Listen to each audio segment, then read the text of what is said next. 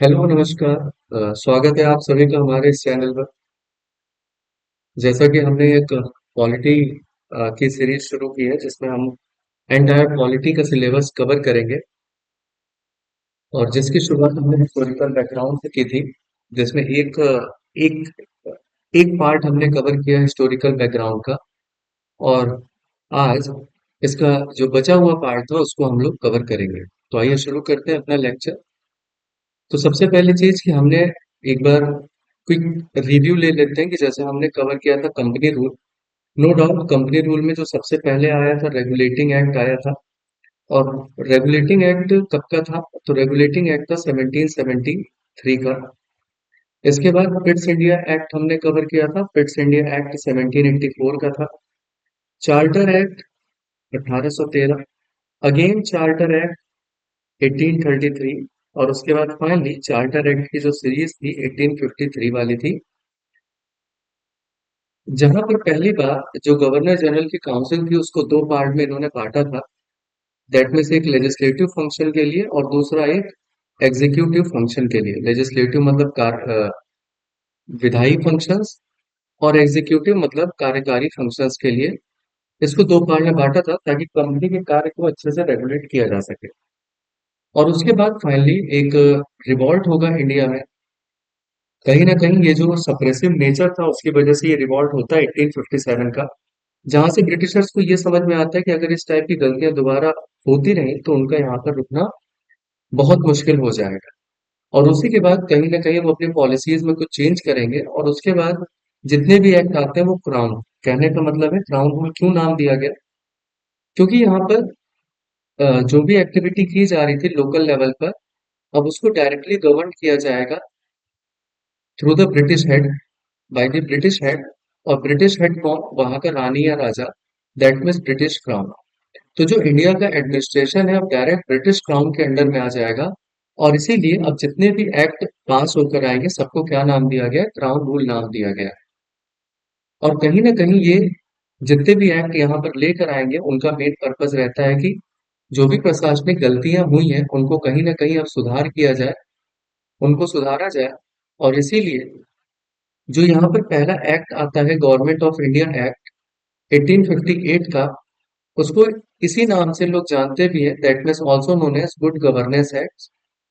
That means अब प्रशासन सुधारना है इसलिए इसको नाम दिया गया गुड गवर्नेंस एक्ट की तरफ। तो आइए शुरू करते हैं अपना गुड गवर्नेंस एक्ट से। और ये सारी चीजें हमारी किसके अंतर्गत आएगी? क्राउन रूल के अंतर्गत आएगी। तो सबसे पहली चीज, ये जो एक्ट था गवर्नमेंट ऑफ इंडिया एक्ट 1858 को, क्योंकि ये एडमिनिस्ट्रेशन को डायरेक्ट किसके हाथों में सौंप दिया था? ब्रिटिश क्राउन के हाथ में। दैट मीन्स अब वहां से डायरेक्ट रेगुलेशन होगा तो कहीं ना कहीं जो स्थितियां थी और बेहतर होती जाएंगी, इसीलिए इसको इन्होंने गुड गवर्नमेंट एक्ट नाम दिया। और इसी के तहत जो गवर्नर जनरल ऑफ इंडिया थे उसको पहली बार इसको एक नया डेजिग्नेशन या पद दिया गया जिसे आप क्या कहते हैं? Viceroy of India. और ये वायसराय ऑफ इंडिया डायरेक्ट किसके अंडर में होगा? British crown. इसीलिए अब जो भी काम वायसराय करेगा अंडर द, दैट मीन्स किसके अंडर में काम करेगा? क्राउन के अंडर में काम करेगा। इसीलिए इसका नाम क्राउन रूल भी जाना जाता है, या अब जो एक्ट आएंगे वो क्राउन रूल के अंदर आएंगे। तो viceroy was the direct representative of British crown. यही बात यहाँ पे लिखी है कि अब जो वायसराय को कंसीडर किया जाएगा उसे आप डायरेक्ट एक प्रतिनिधि मानेंगे। और जो पहला वायसराय बनता है इंडिया का वो कौन बनता है? Lord Canning. इसके साथ साथ जो हमने बात पढ़ी थी शुरुआती दौर में कि भाई जब रेगुलेटिंग एक्ट आया और पिट्स इंडिया एक्ट आया, पिट्स इंडिया एक्ट में डुअल गवर्नमेंट इंट्रोड्यूस हुआ था। और वो डुअल गवर्नमेंट किस फॉर्म में इंट्रोड्यूस हुआ था? एक बोर्ड ऑफ डायरेक्टर और दूसरा बोर्ड ऑफ कंट्रोल। इसको कहते हैं बोर्ड ऑफ डायरेक्टर का मतलब है निदेशक मंडल, और बोर्ड ऑफ कंट्रोल का मतलब है नियंत्रक मंडल। ये दो मंडल बनाए गए थे। ये कॉमर्शियल एक्टिविटी देखता था और ये पॉलिटिकल एक्टिविटी। लेकिन यहाँ पर अपन जैसा कि गुड गवर्नमेंट एक्ट के तहत की जो भी कमियां थी उसको सुधारना है, तो इन्होंने ये जो डुअल गवर्नेंस का सिस्टम था इसको पूरी तरीके से अबॉलिश किया। और डुअल गवर्नेंस का सिस्टम का सीधा मतलब है बोर्ड ऑफ कंट्रोल और बोर्ड ऑफ डायरेक्टर्स की अब क्या हो जाएगी, समाप्ति। इसके साथ साथ अब देखिए, आपने दो पद बना के रखे थे, board of director and board of control. अब एक चीज तो हमारे पास हो गई कि मान लीजिए ये दोनों पद हमने खत्म किए, तो यहाँ पर एक वैक्यूम क्रिएट हुआ। एक पद हमने क्रिएट कर दिया वायसराय, लेकिन कह सकते हैं इसको समझने के लिए हम लोग, एक तो पद हो गया वायसराय इस वैक्यूम को भरने। अब जो दूसरा प्लेस खाली हुआ वहां क्या लाए, तो इन्होंने एक नया पद लेकर आए, सेक्रेटरी ऑफ द स्टेट, जिसे आप कहते हैं भारत सचिव का पद। और इसको असिस्ट करने के लिए 15 मेंबर की परिषद होगी जो इनकी सहायता करेगा। तो एक नया पोस्ट क्रिएट किया गया, सेक्रेटरी। तो इसको याद रखिएगा कि पहली बार सेक्रेटरी का पोस्ट कहाँ पर आया था, तो सेक्रेटरी का पहली बार पोस्ट आया था under government of India act 1858 में। और यहाँ पर जो पहले सेक्रेटरी बने थे वो कौन बने थे, लॉर्ड स्टैनले बना। तो लॉर्ड स्टैनले पहला सेक्रेटरी यहाँ पर बनकर आया था। और इसके तहत, इस एक्ट के तहत मेन फोकस किस पे था, ताकि एडमिनिस्ट्रेटिव, प्रशासनिक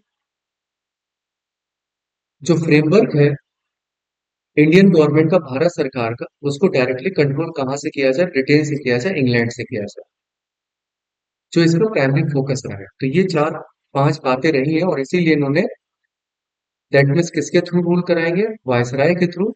और एक नया पद बनाया जिसे इन्होंने क्या नाम दिया, सेक्रेटरी। और पहला सेक्रेटरी कौन बना था, लॉर्ड स्टैनले। तो ये चार पॉइंट है, इसमें याद रखिएगा। इसके बाद बढ़ते हैं अपने नेक्स्ट एक्ट की तरफ। नेक्स्ट एक्ट में क्या होता है, 1861 के तहत देखिए, ये एक तरीके से थोड़ा सा ज्यादा इंपॉर्टेंट एक्ट हो सकता है। और क्यों होता है, क्योंकि यहाँ पर पहली बार जो भारतीयों की लगातार डिमांड चल रही थी, वो डिमांड ये थी कि भाई जब आप हम लोगों के लिए कानून बना ही रहे हैं, तो क्यों ना इसमें भारतीयों को सम्मिलित किया जाए, हमारे लोगों के द्वारा कानून बनाया जाना चाहिए। तो यहाँ पर कहीं ना कहीं पहली बार अगेन, क्योंकि जो गड़बड़ियां हुई थी, हम भारतीयों को इतना इम्पोर्टेंस नहीं दे रहे थे, उसको सुधारने के लिए पहली बार इन्होंने रिप्रेजेंटेटिव इंस्टीट्यूशंस की शुरुआत की करते हैं। रिप्रेजेंटेटिव इंस्टीट्यूशंस की शुरुआत करते, दैट मीन्स कानून बनाने की प्रक्रिया में भारतीयों को सम्मिलित किया जाए। साफ साफ लिखा है, representative institution bye involving Indian in the legislative process. That means कानून बनाने की प्रक्रिया में पहली बार किसको सम्मिलित किया जाएगा, भारतीयों को सम्मिलित किया जाएगा। और इसी के तहत जो वॉयसरॉय होगा उसके पास पावर होगी कि वो कुछ इंडियंस को as a non official members अपने काउंसिल में इंक्लूड कर सकता है। और इसीलिए कहा भी जाता है कि उस टाइम जो वायसराय थे, लॉर्ड कैनिंग ने तीन इंडियंस को नॉमिनेट किया था। तीन इंडियंस को नॉमिनेट किया था। वो तीन इंडियंस कौन से थे लेजिस्लेटिव काउंसिल में जुड़ने वाले। एक थे राजा ऑफ बनारस, दूसरे महाराजा ऑफ पटियाला, महाराजा ऑफ पटियाला, और तीसरे थे सर दिनकर राव। तो इन तीन लोगों को इसमें इंक्लूड किया था वायसराय ने। इसके साथ साथ जो कहीं न कहीं अगर प्रेसिडेंसी की पावर को इन्होंने सबऑर्डिनेट कर दिया था बंगाल के गवर्नर जनरल के अंडर 1773 के तहत, इसको ये रीस्टोर करना शुरू करेंगे। That means the process of decentralisation, जिसे आप कहते हैं विकेंद्रीकरण करना। दैट मीन्स जो बॉम्बे और मद्रास की प्रेसिडेंसी की जो लेजिस्लेटिव पावर थी उनको वापस सौंप दी गई। और इसके साथ साथ वायसराय को ये पावर दी गई कि वो अपने हिसाब से rule and regulations, even direction, दिशा निर्देश दे सकता है, ताकि जो काउंसिल के कार्य हैं उनको प्रभावी रूप से चलाया जा सके। और इसीलिए पोर्टफोलियो सिस्टम किसके हाथ में होगा, वायसराय के हाथ में होगा। ठीक है, तो इस पॉइंट को यहाँ पर याद रखिएगा कि पोर्टफोलियो सिस्टम की जो शुरुआत हुई थी वो यहीं से थी। पोर्टफोलियो का मतलब क्या होता है, इसको यहाँ पर समझ लीजिए। देखिए, पोर्टफोलियो जैसे प्रेजेंट में ऐसा कोई भी आपने एक प्लेटफॉर्म बना लिया जहां से आप सारी चीजों को रेगुलेट कर सकते हैं, वैसे ही उस टाइम आपके पास अलग अलग डिपार्टमेंट है, भाई मिलिट्री डिपार्टमेंट है, रेवेन्यू डिपार्टमेंट है। तो वहां पर पोर्टफोलियो का सीधा सा मतलब है ये सारे डिपार्टमेंट्स किसी एक पर्सन के हाथ में आएंगे। या तो वो वायसराय खुद हो सकता है, या ऐसा व्यक्ति जिसकी नियुक्ति वायसराय करता हो। तो दैट एक जगह से सारे सिस्टम्स को आप कंट्रोल कर सकते हैं, इसी को पोर्टफोलियो सिस्टम कहते हैं और ये पोर्टफोलियो की शुरुआत भी इसी एक्ट के तहत मानी जाती है, दैट मीन्स 1861 का एक्ट। इसके साथ साथ मोस्ट एक इम्पॉर्टेंट चीज क्या हुई, इसको जैसे आप प्रेजेंट से अटैच कर सकते हैं। जैसे प्रेजेंट में कभी भी इमरजेंसी लगानी होती है तो इमरजेंसी की मेन पावर किसके पास होती है भाई? प्रेसिडेंट के पास होती है। वैसे ही उस टाइम मेन इंडिया में कौन? वायसराय। और वायसराय, जैसे प्रेसिडेंट के पास इमरजेंसी पावर है और अगर संसद ना चल रही हो तो वहां ऑर्डिनेंस जारी कर सकता है प्रेसिडेंट। ऑर्डिनेंस का मतलब होता है अध्यादेश। सेम वैसे ही अगर मान लीजिए 1857 जैसी क्रांति कोई दोबारा हो जाती है तो आपको बार बार ब्रिटेन से परमिशन या वहां तक परमिशन जाने की जरूरत नहीं है। वायसराय को अधिकार दे दिया गया कि वो डायरेक्टली अध्यादेश जारी कर सकता है और ऐसे कानून को पूरे भारत में लागू कर सकता है अगर कभी भी इमरजेंसी की बात होती है तो ये वायसराय के पास एक एडिशनल पावर थी जिसे 1861 में दिया गया और इसी को बोलते हैं ऑर्डिनेंस। अध्यादेश जारी करने की शक्ति सेम है जैसे प्रेसिडेंट के पास होती है। जब संसद, जैसे हमारे यहाँ कानून कौन बनाता है? संसद। अब संसद फंक्शन में नहीं है और कुछ इमरजेंसी की जरूरत पड़ गई तो प्रेसिडेंट डायरेक्ट कानून बना सकता है। फिर जब संसद आएगी तो उसे पास कर सकती है। सेम वही चीज यहाँ पर भी है कि अध्यादेश जारी करके इमरजेंसी में कोई भी कानून बनाया जा सकता है। इसके बाद आगे बढ़ते हैं अपने इंडियन काउंसिल एक्ट 1892 के तहत। अब इस 1892 के तहत क्या किया गया? कुछ इंपॉर्टेंट चीज है। यहाँ पर अपने काम का विस्तार जैसे जैसे किया जा रहा था वैसे वैसे लोगों की जरूरत पड़ रही थी। इसीलिए सेंट्रल एंड प्रोविंशियल, सेंट्रल का मतलब केंद्रीय और प्रोविंशियल का मतलब प्रांतीय। तो प्रांतीय जो विधान परिषदें थी उसमें नॉन ऑफिशियल मेंबर्स की संख्या को बढ़ाया गया, जबकि official majority with in this council was preserve. जबकि ऑफिशियल जो मेजोरिटी थी उसको वैसे ही बरकरार रखा गया, लेकिन जो नॉन ऑफिशियल मेंबर थे उनकी संख्या को दोनों जगह पर बढ़ाया गया। वो दोनों जगह कौन कौन सी? केंद्रीय एज वेल एज प्रांतीय विधायी परिषद में। इसके साथ साथ लेजिस्लेटिव काउंसिल, जो वायसराय की लेजिस्लेटिव काउंसिल है, विधायी परिषद, उसके जो अधिकार है उसमें थोड़ा सा इंक्रीमेंट किया गया। दैट मीन्स पहली बार आप बजट पेश कर सकते हैं। दैट मीन्स लोगों को ये अधिकार दिया गया कि आप भाई बजट ला सकते हैं और बजट के ऊपर इंक्वायरीज, अगर आपके पास कुछ क्वेश्चन है, वो पूछ सकते हैं। तो यहाँ पर एक सिंपल सी बात बोली जाए कि यहाँ पर है क्या, किया क्या इन्होंने? देखिए, लगातार आप इंडियंस की बात कर रहे थे, ठीक है, और इंडियंस को आपने मेंबर्स में पार्टिसिपेशन का अधिकार दिया था। लेकिन केवल अधिकार दिया था, आपने उनको इंक्लूड किया था, लेकिन वो एक्टिव रोल से, एक्टिव तरीके से पार्टिसिपेट नहीं कर पा रहे थे।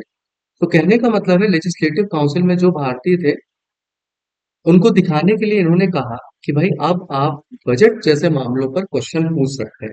You can ask the question on the matter related to budget.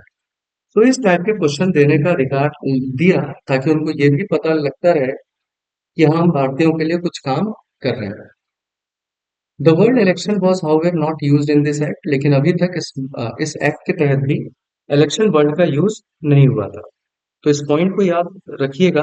1892 के तहत जो चीज यहाँ पर की गई थी, तो क्वेरीज वेरीज पूछने का अधिकार था। इसी चीज को आप आगे वाले एक्ट में भी देखेंगे, वहां पर बकायदा ये परमिशन दे दी जाती है कि आप क्वेश्चन पूछ सकते हैं। तो कहीं ना कहीं लेजिस्लेटिव काउंसिल को यहाँ से कि जो फंक्शंस थे उसको बढ़ाने का एक शुरुआत की गई।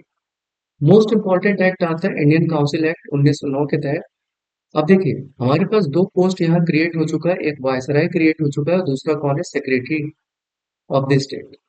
अब इसमें कौन वायसराय कौन सेक्रेटरी, तो ये दो नाम आते हैं। तो इसको याद करने का पहली बात तो मॉर्ले मिंटो रिफॉर्म्स सीक्वेंस ही है कि भाई मॉर्ले मिंटो, तो पहले अल्फाबेट में ऐसा आता है तो मॉर्ले सेक्रेटरी हो जाएंगे, मिंटो कौन हो जाएंगे? वायसराय। इसको ऐसे याद रखिएगा।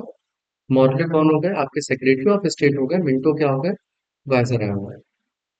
इसके बाद सबसे पहली चीज यहाँ पर क्या किया जाएगा? Introduce the first time method of election. Most important चीज देखिए, जस्ट इसके वाले एक्ट में बात तो हो रही थी लेकिन इलेक्शन कहीं यूज नहीं हुआ था। लेकिन पहली बार यहाँ पर चुनाव संबंधित कोई प्रक्रिया को इंट्रोड्यूस किया जाएगा और इसी वजह से लेजिस्लेटिव काउंसिल जो विधायी परिषद के जो मेंबर्स हैं central and as well as provincial में उनकी संख्या को बढ़ाया जाएगा और ये संख्या कहाँ से कहाँ 16 से बढ़ाकर कितनी कर दी जाएगी 60 कर दी जाएगी। तो पहला पॉइंट इसको यहाँ पर याद रखिएगा। लेकिन इसके साथ साथ ये ऑफिशियल मेजोरिटी तैयार रखते हैं।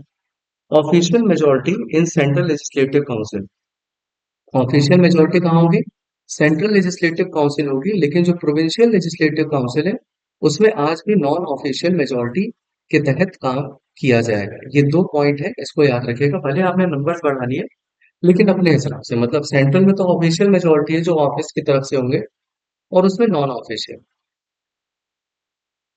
दैट मीन्स वही पॉइंट यहाँ पर लिखा है कि ऑफिशियल मेजोरिटी को इन्होंने सेंट्रल लेजिस्लेटिव काउंसिल में रखा, लेकिन प्रोविंशियल जो प्रांतीय विधायी परिषद थी उसमें ये नॉन ऑफिशियल मेजोरिटी को ही कंटिन्यू कर रहे हैं।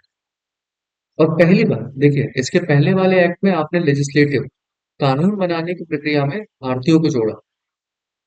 तब एक फंक्शन कानून बनाने की प्रक्रिया था, दूसरा था कार्यकारी परिषद, उसमें भी तो भारतीयों को ऐड होना चाहिए। तो इस एक्ट के तहत पहली बार भारतीयों को गवर्नर और वायसराय की एग्जीक्यूटिव काउंसिल में पहली बार भारतीयों को जोड़ा। लगातार ये सुधार की तरफ अग्रसर है, तो इसलिए ये चीज यहाँ पर काम की चीज होती है। और इसके साथ साथ ये चीज यहाँ पर याद रखिएगा कि पहली बार लेजिस्लेटिव काउंसिल के फंक्शंस को लेजिस्लेटिव काउंसिल के फंक्शंस को, लेजिस्लेटिव का मतलब होता है विधायी, विधायी परिषद के फंक्शंस को बढ़ाया जाएगा। और जब आपने इंडियंस को इंक्लूड कर दिया तो यहाँ पर फर्स्ट टाइम परमिशन दिया जाएगा, फर्स्ट टाइम परमिशन दिया जाएगा इस चीज का कि आप बजट रिलेटेड क्वेश्चन पूछ सकते हैं।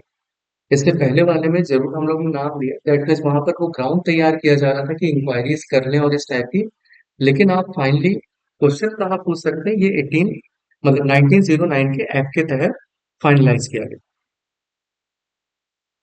ठीक। एक पॉइंट यहाँ पर और आता है कि जब हम लोग ने एग्जीक्यूटिव काउंसिल में ऐड करने की बात की तो पहली बार एग्जीक्यूटिव काउंसिल में ऐड होने वाले पर्सन का नाम जरूर यहाँ पर याद रखिएगा। ये कौन थे? इनका नाम था सत्येंद्र प्रसाद सिन्हा। तो Satyendra Prasad Sinha was the first person जो जाके वायसराय के एग्जीक्यूटिव काउंसिल में जाकर ऐड हुए थे। और इनकी नियुक्ति किस पद पर हुई थी या किस मेंबर के तहत हुई थी? तो इनकी नियुक्ति was appointed as the law member. तो कानूनी सदस्य के रूप में इनकी नियुक्ति की गई थी एग्जीक्यूटिव काउंसिल में। तो इस पॉइंट को यहाँ पर जरूर याद रखिएगा, ये पहले भारतीय थे जो एग्जीक्यूटिव काउंसिल का हिस्सा बने। अब मोस्ट इंपॉर्टेंट पॉइंट यहाँ पर आता है, a system of communal representation for Muslim bye accepting the concept of separate electorate was introduced. पहली बार कहीं ना कहीं यहाँ सांप्रदायिकता के आधार पर सेपरेट इलेक्टोरेट, जिसे आप कहते हैं पृथक निर्वाचन, तो पृथक निर्वाचन की शुरुआत की गई और ये स्पेशली किसके लाया गया? मुस्लिम। अभी आप आगे देखेंगे कि ये ऐसे ही अन्य वर्गों में भी बांट दिया जाएगा, लेकिन पहली बार 1909 के तहत किया गया। तो दैट मीन्स धर्म के आधार पर जिस कम्युनिटी का व्यक्ति है वो उस कम्युनिटी के द्वारा चुना जाएगा। और इसीलिए आप कहते भी हैं दैट मीन्स यहाँ पर सेपरेट इलेक्टोरेट की शुरुआत हुई और पहली बार सेपरेट इलेक्टोरेट को पूरी तरीके से वैधानिक दर्जा दिया गया, मतलब लेगलाइज किया गया। और इसीलिए कहा जाता है फादर ऑफ कम्युनल इलेक्टोरेट कौन है इंडिया में? That means father of communal electorate, सांप्रदायिक चुनाव का जनक, तो वो किससे बोला जाता है? तो ये बोला जाता है लॉर्ड मिंटो। तो यहाँ पर लॉर्ड मिंटो को कम्युनल इलेक्टोरेट, तो पहली बार कहीं ना कहीं धर्म के आधार पर लोग इलेक्शन में उतरे और उन्हें चुनने का अधिकार उसी समुदाय का हो जिस समुदाय से, जिस political community से वो belong करता है। तो इसकी शुरुआत गवर्नमेंट ने की थी, इसलिए पावर ऑफ सेपरेट इलेक्टोरेट को कहा। इसके बाद जब हम गवर्नमेंट ऑफ इंडिया एक्ट की बात करते हैं, इसी सीरीज में 1919 एक मोस्ट इंपॉर्टेंट एक्ट है गवर्नमेंट ऑफ इंडिया एक्ट।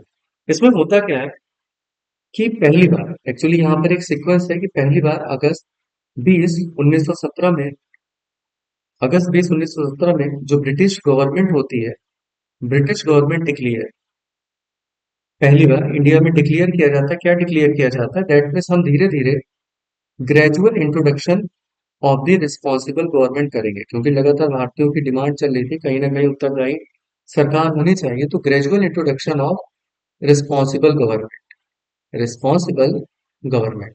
और इसीलिए जो government of India act important हो जाता है कि कहीं ना कहीं इस चीज की नींव इस एक्ट के तहत पड़ेगी।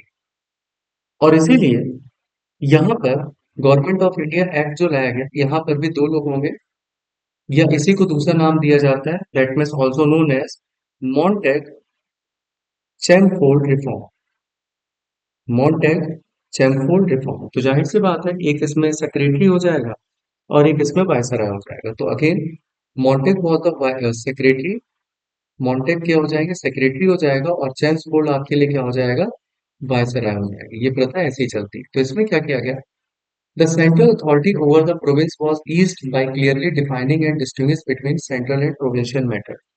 अब इसको बहुत आसान भाषा में समझा जाए तो इन्होंने क्या किया कि जो कार्य करने का तरीका होता है उसको कहीं ना कहीं इन्होंने बांटना शुरू किया।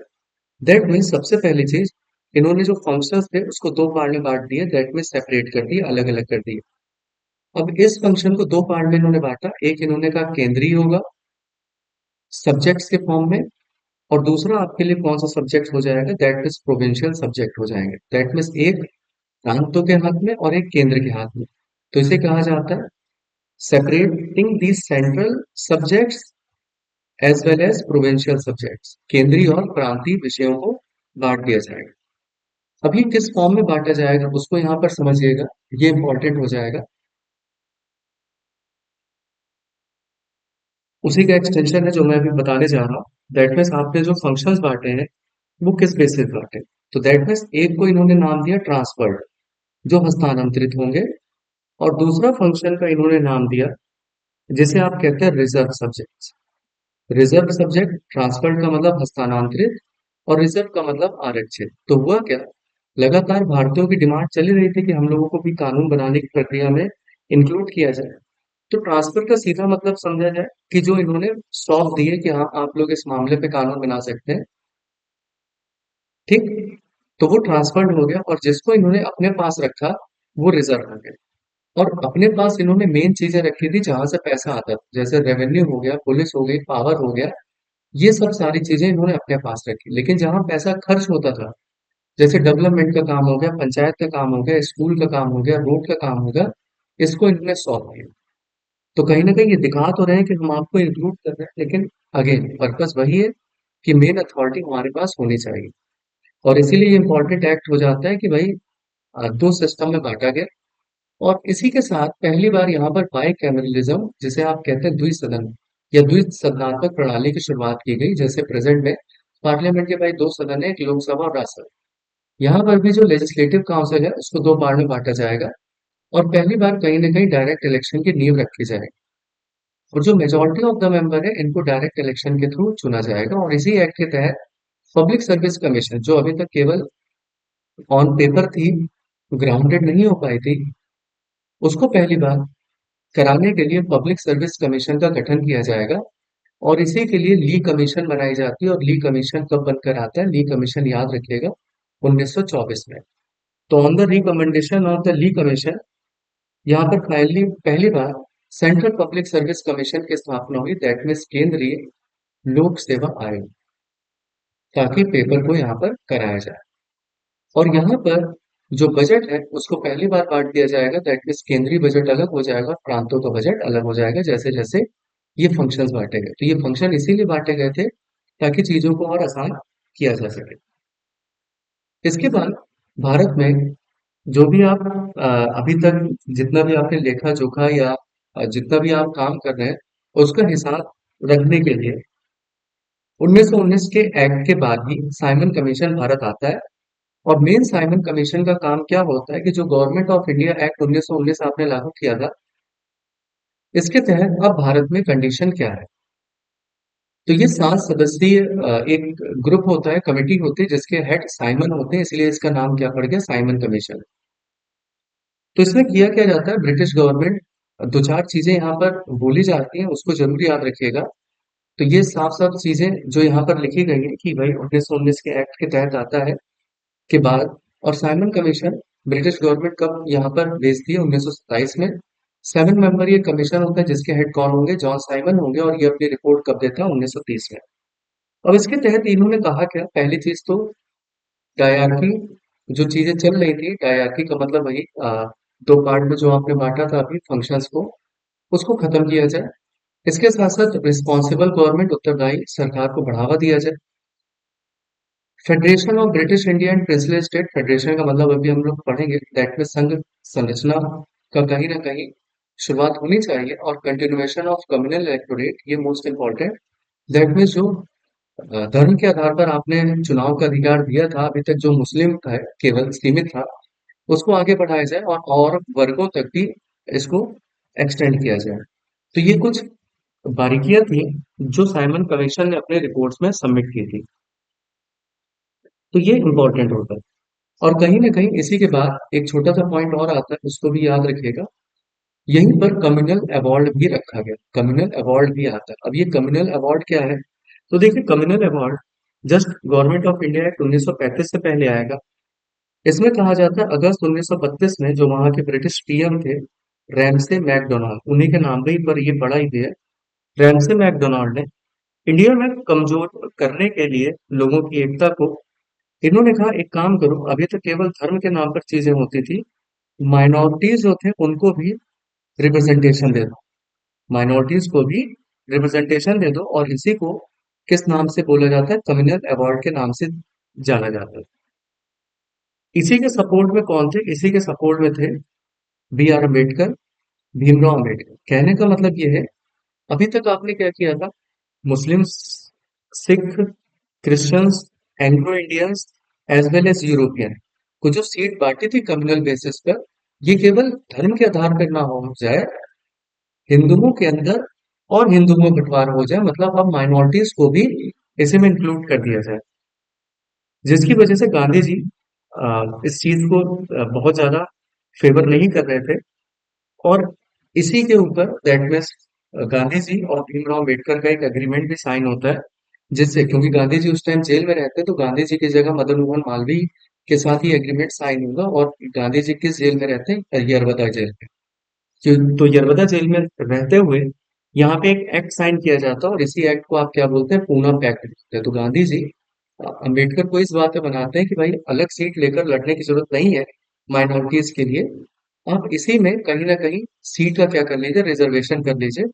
कि जैसे 100 सीटों पर चुनाव हो रहे हैं हिंदुओं में, तो इसमें से कहीं 10, 15, 20 सीट जैसा बने, वो आप उसमें रिजर्व कर लीजिए, ताकि कम से कम बाहर से तो एक ही लगने चाहिए। तो इसी को आप क्या बोलते हैं? पूना पैक्ट बोलते हैं। और हिंदू ज्वाइंट इलेक्टोरेट के थ्रू अपनी चुनाव में हिस्सा लेंगे। अब उसमें से कुछ सीटें डिप्रेस्ड क्लास के लिए रिजर्व हो जाएंगी, तो इसी को आप पूना पैक्ट कहते हैं और इसी को कम्युनल अवार्ड कहते हैं। तो दो अलग अलग चीजें हैं, कम्युनल इलेक्टोरेट है, उसको शुरुआत मिंटो ने किया था, उसको याद रखिएगा। और यहाँ पर कम्युनल अवार्ड की शुरुआत किसने की थी? रैमसे मैकडोनाल्ड ने की थी। इसके बाद मोस्ट इंपॉर्टेंट एक्ट आता है गवर्नमेंट ऑफ इंडिया एक्ट 1935। अब ये 1935 के तहत क्या बोला जाता है? 1935 के तहत सबसे पहले इन्होंने जो साइमन कमीशन ने रिकमेंडेशन दिया था, उसी को कंटिन्यू करने की बात कहते हैं कि भैया ऑल इंडिया फेडरेशन की बात की जाए कहीं ना कहीं। अब फेडरेशन का मतलब होता है सर, तो इनका एक मानना यह था कि जो सेंट्रल और प्रोविंशियल है इन सबको एक में जोड़ा जाए और एक संघ बना दिया जाए। इसका सीधा सा मतलब था जब पूरी बॉडी एक हो जाएगी तो इसको कंट्रोल करना आसान हो जाएगा एक छत के नीचे। लेकिन कहीं ना कहीं जो प्रिंसली स्टेट्स होते हैं, जो देसी रियासतें होती हैं, उन्होंने इसको ज्वाइन करने से मना कर दिया था। और उसका रीजन भी यहीं पर साफ साफ था। उसका रीजन बस यही था कि दैट मीन्स जैसे कि आपने कहा कि भाई हमको ऑल इंडिया फेडरेशन बनाना है, किसको जोड़कर? प्रोविंसेस को जोड़कर, प्रांत को जोड़कर, और प्रांत के साथ साथ प्रिंसली स्टेट्स को जोड़कर देशी रियासत। अब देशी रियासत में राजा होते हैं, अब राजा भी अगर इसके अंडर में आ जाएंगे तो कहीं ना कहीं उनका जो एक अस्तित्व है वो पूरी तरीके से खत्म हो जाएगा। तो इसलिए प्रिंसली स्टेट्स ने इसको ज्वाइन करने से मना कर दिया।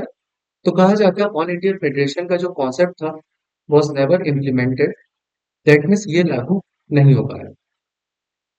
इसके साथ साथ इन्होंने क्या किया? जो मोस्ट इंपॉर्टेंट काम यहाँ पर किया जाता है वो क्या किया? सेंटर और प्रोविंस के बीच में कार्य को बांटा या पावर्स को बांटा। अब इसको आप प्रेजेंट से भी कंपेयर कर सकते हैं। जैसे प्रेजेंट में हमारे पास 3 लिस्ट है, एक सेंट्रल लिस्ट है, एक स्टेट लिस्ट है, एक प्रोविंशियल वो क्या कहते हैं कि कॉन्करेंट लिस्ट है। सेम ऐसे उस टाइम किसके पास कौन कौन सी पावर है, उसको इन्होंने 3 लिस्ट में बांटा था। दैट में सब्जेक्ट्स को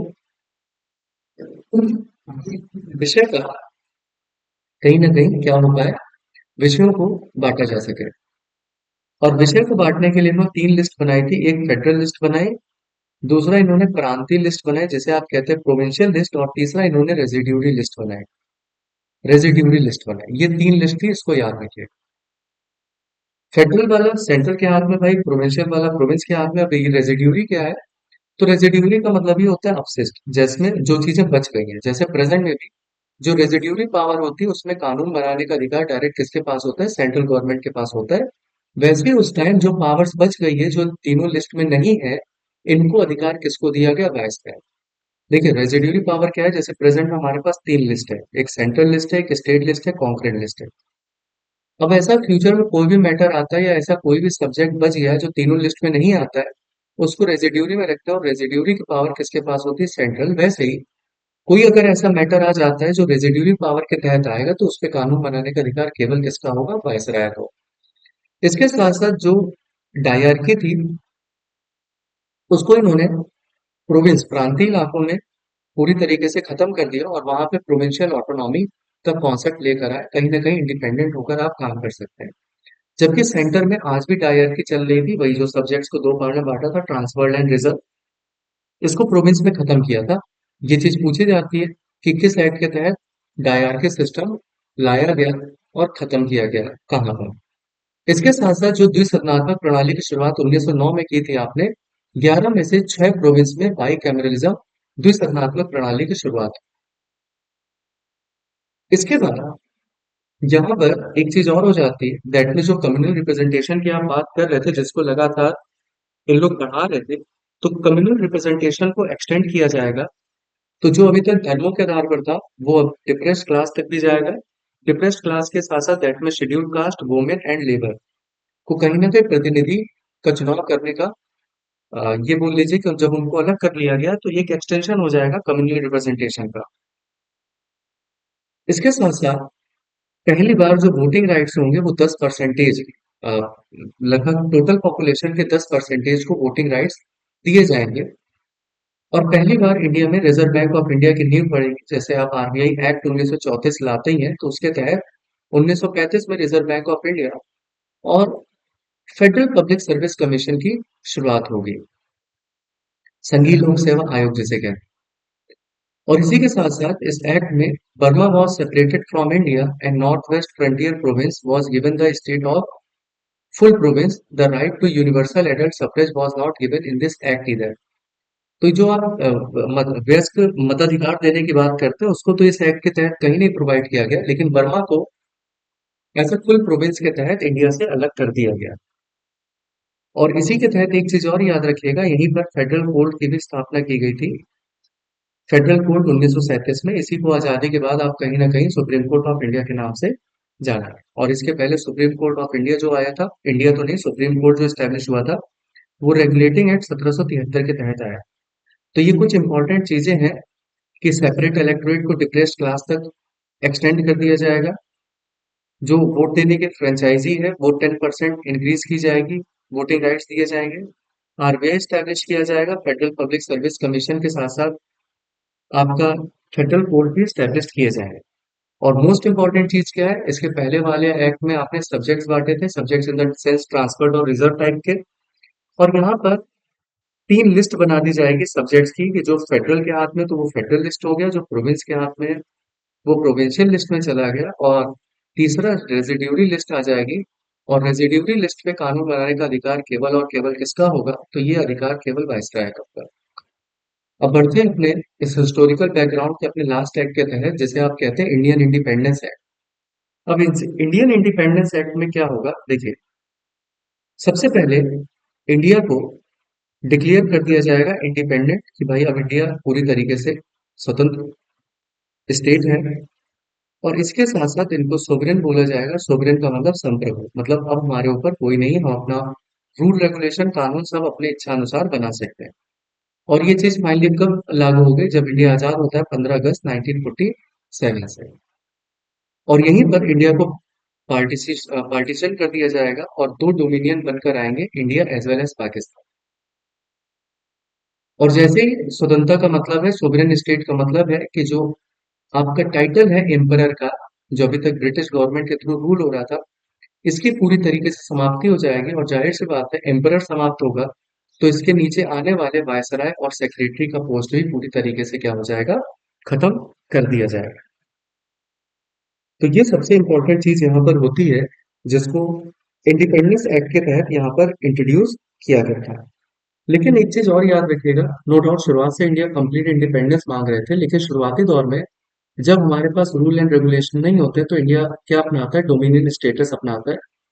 डोमिनियन का मतलब है अधिराज। अब अधिराज्य क्यों अपनाया, कि जब तक हमारे पास अपना कॉन्स्टिट्यूशन या रूल एंड रेगुलेशन नहीं आ जाते, तब तक कुछ दिन तक हम ब्रिटिश के अंडर में रहेंगे। दैट मीन्स अगर ब्रिटिश इंडिया में रुके रहेंगे कुछ समय तक, जब तक हमारे पास अपना कॉन्स्टिट्यूशन नहीं आता तब तक उनकी मिलिट्री या पावर रहेगी। दैट मीन्स ऐसा ना हो कि अचानक से ये लोग जाए, एक वैक्यूम क्रिएट हो और कोई दूसरा देश हम पर आक्रमण करके हमको कब्जा कर ले। तो इसलिए कहीं ना कहीं शुरुआती तौर के लिए डोमिनियन स्टेटस अपनाया गया था, ताकि कुछ दिन तक ब्रिटेन के अंडर में हम लोग अपना काम कर पाए। तो इसीलिए कहा जाता है, और फाइनली यही होता है कि इस एक्ट के तहत ब्रिटिश पैरामाउंटेंसी को पूरी तरीके से खत्म कर दिया जाता है। और क्योंकि हमने डोमिनियन स्टेटस अपनाया था, तो शुरुआती दौर में जहां से शुरुआत की जाती, वही चीज यहाँ पर आ जाती कि भारत का पहला British governor general of India कौन बनता है, डोमिनियन ऑफ इंडिया के अंडर में, अधिराज्य के अंडर में।